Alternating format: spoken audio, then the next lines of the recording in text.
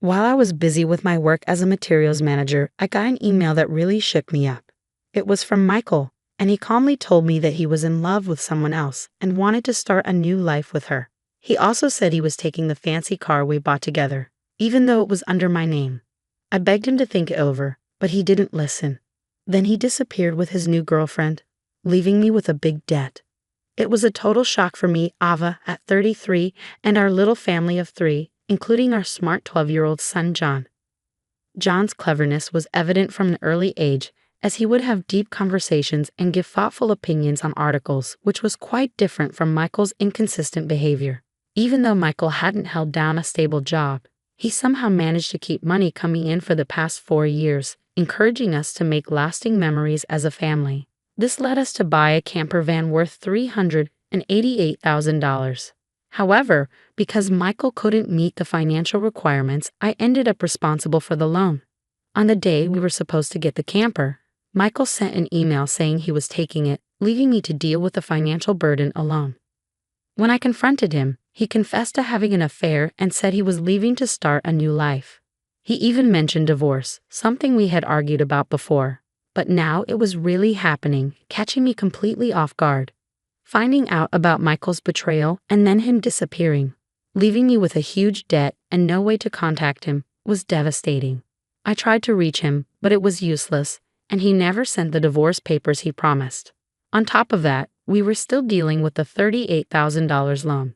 In the midst of all this chaos, John's understanding of the situation made it clear just how much Michael leaving had affected us emotionally and financially. This wasn't just a tough situation, it was a harsh wake-up call to reality.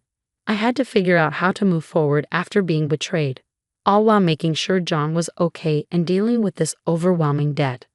After dinner, John came up to me looking worried, his young face showing concern. "Mom, what's up? You haven't been eating much lately. Are you okay?"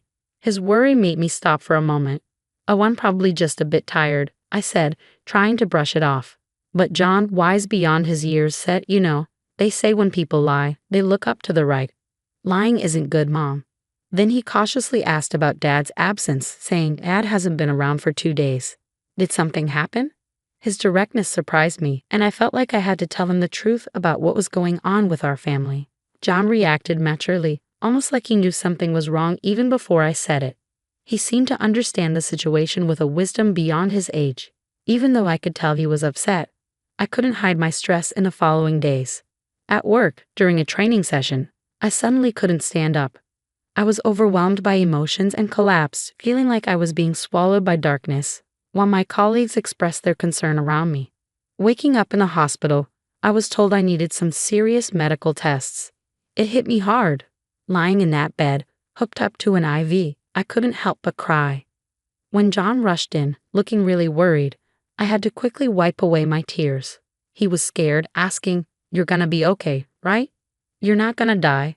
I reassured him that I was going to be fine, touched by his bravery and how grown-up he was acting even though he was just a kid. His concern when he mentioned his teacher calling about me being in the hospital reminded me of how strong I needed to be. Even though the doctors told me it was worse than I thought, having John by my side gave me a new determination to get better. I knew I had to recover, not just for myself, but for both of us. Going through all of this showed how strong our connection was and how we could face anything together with bravery and determination. When the doctor confirmed my worst fears and said I needed urgent surgery for a serious illness, it was like everything became a blur of medical appointments and treatments. As I recovered, a month had passed since Michael left. When I got home, I found a letter in the mailbox that made my heart sink. A demand for the car loan payment, which was supposed to be automatically deducted. The shock only got worse when I checked our bank account. What used to have $445,000 now had just $29.90 left. Michael had taken almost all our savings, leaving us in a really tough spot without the camper van. I felt even more hopeless knowing I couldn't sell it to make up for the money we lost. Seeing how upset I was, John stepped in to help in the kindest way possible, suggesting he could start delivering newspapers and look for online jobs to pitch in.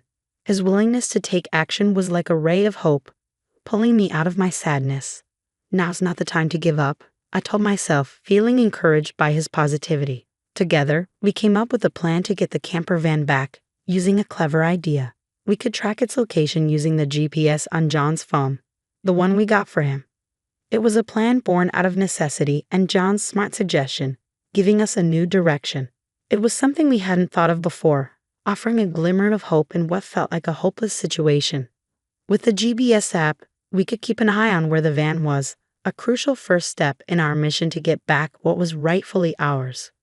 Going through this tough time had not only shown how strong we were but had also brought us closer together, all working toward the same goal. Worried about Michael possibly getting away with excuses, John's confidence was like a shining light. "Don't worry, Mom. I've got it covered," he said with a smile that put me at ease. I was amazed by his forward thinking and independence. Even when I was vulnerable and in the hospital worrying about everything, John had come up with a plan that was so smart. I couldn't have thought of it myself. His initiative showed not only how clever he was but also how well he understood what was going on. Even with Michael's new relationship, feeling empowered by John's clever plan, we decided to confront Michael, turning our tough situation into a learning experience for him. "We're stronger when we're together, and now it's time for us to take action," I said confidently, feeling like nothing could stop us with my son by my side. Just 3 days later, I got a call from Michael, sounding desperate for help with a police investigation related to our report of the stolen van. Without wasting any time, John and I rushed to Forest Park, where we found Michael looking stressed and surrounded by police officers. When we got there, I asked for a private chat and sent the police away for a moment.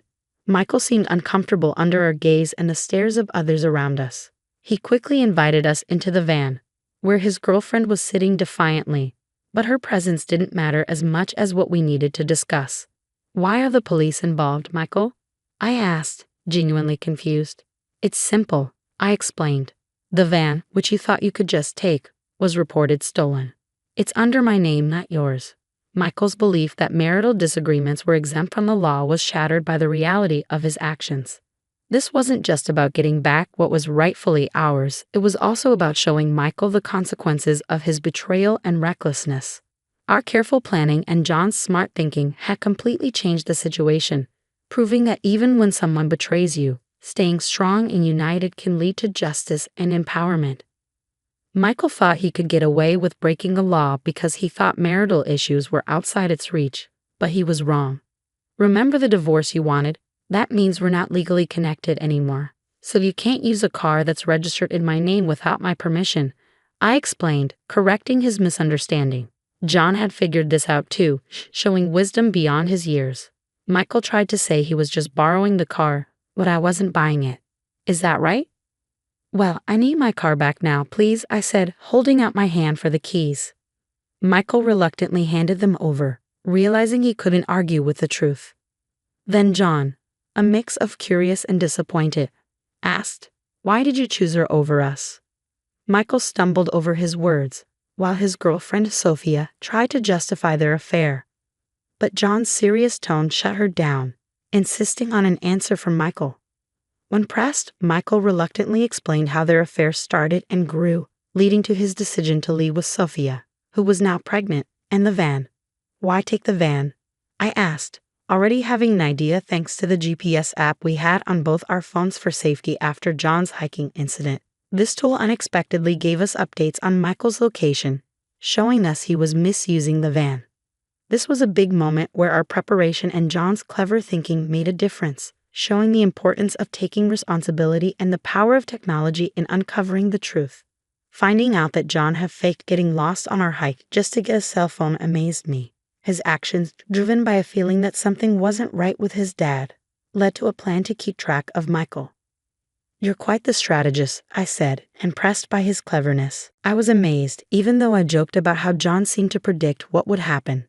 When confronted with John's honest words, Michael couldn't say anything to defend himself.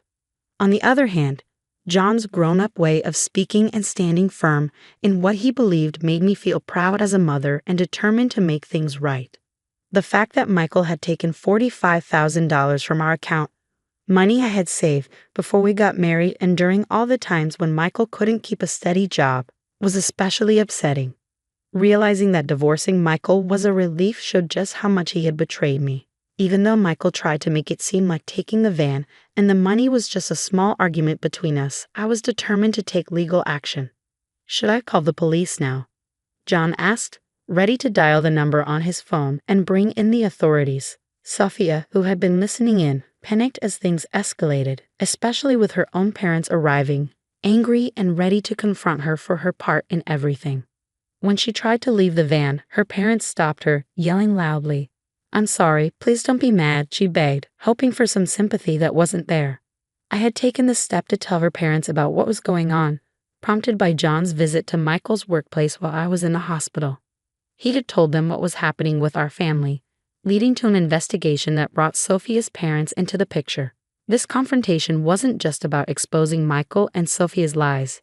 It showed how far John and I would go to make things right and protect our family. It proved how important it is to take responsibility for your actions and to stand up to those who try to deceive you, no matter how complicated things get. I sat down with Michael and recounted the whole messy story to them, explaining how we ended up in this situation.